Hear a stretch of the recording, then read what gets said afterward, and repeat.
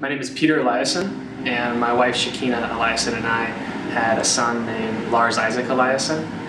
He was born on May 9th, 2012, and we had the great fortune of coming to George Mark on May 21st, 2012 to spend the last 9 days of his life together. We were greeted with an immense amount of joy from the staff, from the nursing staff, from the hosts who work here, from the volunteers at George Mark, who made us feel comfortable in being a family for the first time. We'd spent the first 2 weeks at visiting our son at the hospital, never really had quote unquote like ownership over our son. We felt like he was kind of being managed by the hospital and other nursing care, which was wonderful care. But this is our first time. We had our chance to hold our son and be with our son and sleep next to our son and take care of him throughout the day with the great support of the volunteers and the nursing staff at George Mark.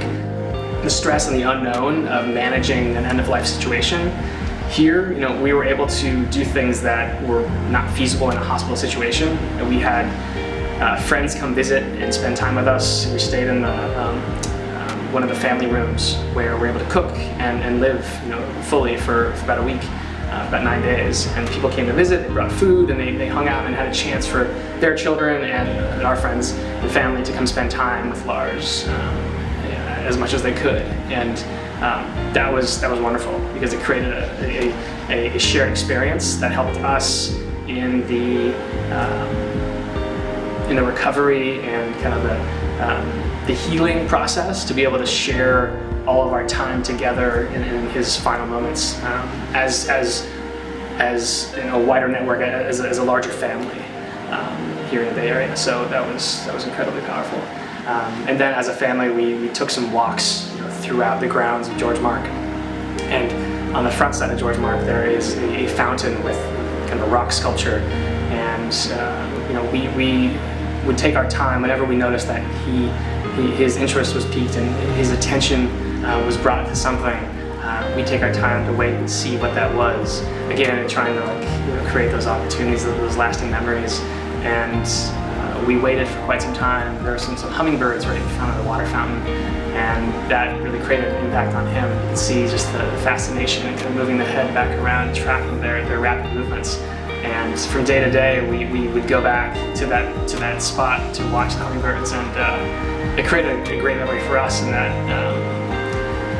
since then, whenever we see hummingbirds, we think we're speaking to our son. And it happened to be yesterday. I was out on a walk and I saw a hummingbird, and he stopped on a tree right nearby and didn't fly away as most do right away as you get close. And I stopped and talked to the hummingbird as if he was my son.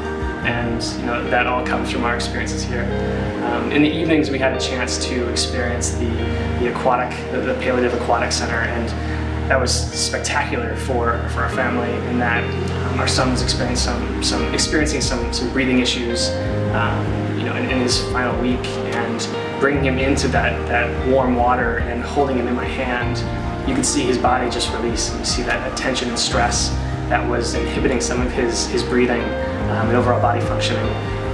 Let him just kind of melt into the water, and that experience for us was just magical. And we took many photos, and actually there's a photo of my son that's right in front of the Aquatic Center now, which is a source of pride for us. So our son has that kind of a lasting impact on the Palliative Aquatic Center. And so since our son Lars died, we've been in touch with many of the different services that are offered here at George Mark, bereavement services, counseling services. So we've participated in a few of those, and most importantly, the events at George Mark Children's House. We found those just really bring back that connection and bring us back to those surprisingly very happy and joyful experiences, right, of our time with Lars. And I think that's the difference. It brings back a lot of joy that one wouldn't expect there would be joy coming out of memories, but there's quite a bit. Families with a child at George Mark don't receive a bill for their services, so we have to rely on the incredibly generous donations of individuals and foundations to support their care while at George Mark. And I am supporting the Fund a Bed campaign on Generosity by Indiegogo to underwrite 2 of their 8 patient beds to provide transitional, respite, and end-of-life care to families in need, just like us.